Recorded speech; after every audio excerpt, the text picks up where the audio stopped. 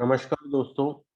ये post market report है 2 मई 2022 के लिए। और आज ईद का दिन है, तो सभी दर्शकों को ईद मुबारक। ये प्रेजेंटेशन आप तक पाईपैसा.com के सौजन्य से पहुंच रही है।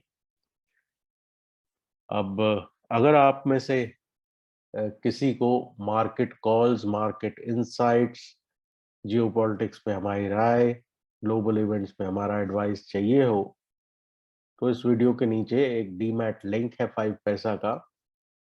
उसमें अकाउंट खुलवाएं, फंड ट्रांसफर करें और स्क्रीनशॉट 9871066337 पर भेजें। दूसरी तरफ, अगर आपको किसी तरह की ट्रेनिंग में इंटरेस्ट हो, तो हमारा एक मेंटरिंग प्रोग्राम रीपैकेज रीलॉन्च हुआ है, जिसमें हफ्ते में 3 बार आप 2-2 घंटे हमारे साथ लगाएंगे और ये समझेंगे कि हम क्या देखते हैं, हम कौन से पैटर्न्स फॉलो करते हैं, मनी मैनेजमेंट वगैरह, रिस्क मैनेजमेंट कैसे होती है, ट्रेड मैनेजमेंट कैसे होता है। ये सारे जो है लाइव आपको उसकी ट्रेनिंग हम देने की कोशिश करेंगे। तो ये 1 महीने का प्रोग्राम है। इसकी डिटेल्स जो है आपको 9871066337 पर मिलेगी। अब कल अमेरिका की मार्केट बहुत इंटरेस्टिंग तरह से बंद हुई है। कल मैंने कहा था कि शॉर्ट्स जो है वो फ्राई हो गए, और उस वक्त जो है डाउ कुछ 350 पॉइंट नीचे था। एसएनपी भी जो था वो आई थिंक 4083 के आसपास था। फाइनली वो 4062 के आसपास भी गया।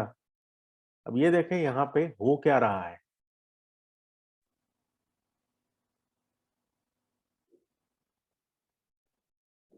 ये लो था यूक्रेन वाला, ठीक है। यहाँ से बहुत एक जबरदस्त रैली हुई और आप 4600 तक पहुंच गए। अब आप वापस आए हैं इस लो के नीचे, और ऑब्वियसली लोग जो है एक बारी कोई प्रीवियस लो टूटता है तो बहुत ज्यादा बेयरिश हो जाते हैं कि अब तो गया बाजार। लेकिन अक्सर क्या होता है कि जब यहाँ पे लोग सब शॉर्ट हो जाते हैं, तो थोड़ा सा भी अगर एक शॉर्ट स्क्वीज बनता है तो एक शार्प रैली ऊपर की तरफ जा सकती है। अब वो बहुत बार एक टिकाऊ रैली नहीं होती, लेकिन जैसे यहाँ पे 200 डीएमए है, तो यहाँ तक ये चीज जा सकती है। क्यों? क्योंकि यहाँ पे शॉर्ट्स का एक्सेस हो जाता है, वो उसके बाद फिर ऐसे नीचे वापस आके इस लो को दोबारा ब्रेक कर सकती है। लेकिन ये जिस तरह का हैमर बना है, ना सिर्फ यहाँ पर, अगर आप नैस्डैक का चार्ट भी देखें,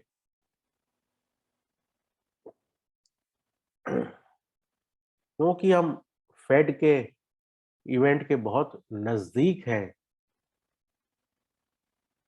अगर आप देखें नैस्डैक में भी नीचे से ऑलमोस्ट मेरे हिसाब से कुछ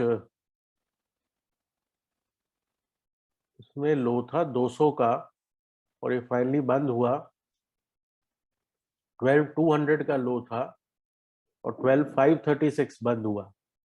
और एंड में अगर आपको मैं नैस्डैक की मूवमेंट दिखाऊं,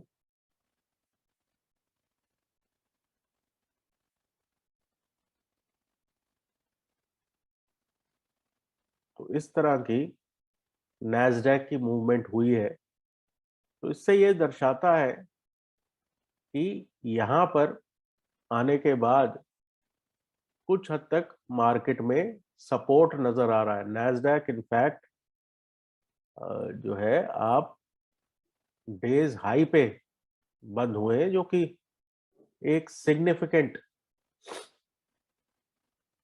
मेरे हिसाब से इवेंट है। अगर हम S&P 500 को भी देखें तो वो भी शायद डेज हाई पे बंद हुआ है, ऑलमोस्ट वहां पे। ठीक है, तो अब इससे क्या साबित होता है कि बाजारों में अब नीचे की तरफ जाने में रेजिस्टेंस है। अगर हम वीकली देखें तो वीकली में S&P 500 पिछले ऑलमोस्ट 5 हफ्तों से नीचे आ रहा है। अगर आप इसको भी एक डाउन वीक समझें तो 1, 2, 3, 4 और ये वाला जो ऊपर ये था शूटिंग स्टार, ये हो गए 5। तो यहां से अब जो है एक बहुत स्ट्रॉन्ग ग्लोबल पुल बैक की एक्सपेक्टेशन है। इसलिए मैं कह रहा हूं कि ये वक्त नहीं है अब शॉर्ट करने का। हमारे यहाँ भी 16,800, 16,900, 16,800, 16,900 पे बहुत बढ़िया सपोर्ट मिल रहा है। अब देखें, या तो आप बिल्कुल ही पेसिमिस्टिक हो जाएं और कोलैप्स की उम्मीद कर रहे हैं, तो उसमें तो ऐसे लोग मेरे तजुर्बे में पैसा नहीं कमा पाते। आपको ऐसे पॉइंट्स देखने पड़ेंगे जहां ऑड्स ऑफ रिवर्सल बहुत हाई है। इसलिए हम मई 12 की कॉल्स का की राय दे रहे हैं कि चांसेस आर कि फेड के इवेंट के बाद आपको स्ट्रॉन्ग रैलीज मिलेंगी। अब निफ्टी में हम देखें तो निफ्टी में कल गैप डाउन के बाद बहुत बढ़िया ग्रीन कैंडल बनी। सब कुछ होने के बाद 900 पॉइंट दो दो बार गिरने के बाद भी निफ्टी ये 16,800, 900 नहीं तोड़ पाया है। बैंक निफ्टी भी अगर हम देखें तो 35,800 नहीं टूट रहा है। ठीक है, तो ये बहुत जरूरी है कि आप प्राइस एक्शन को समझे कि प्राइस एक्शन क्या कह रहा है। तो ये प्राइस एक्शन ये कह रहा है कि जब भी ये 35,600, 35,800 तक बैंक निफ्टी जाता है तो इसमें शार्प रिकवरी होती है। ठीक है, तो अगले एक हफ्ते में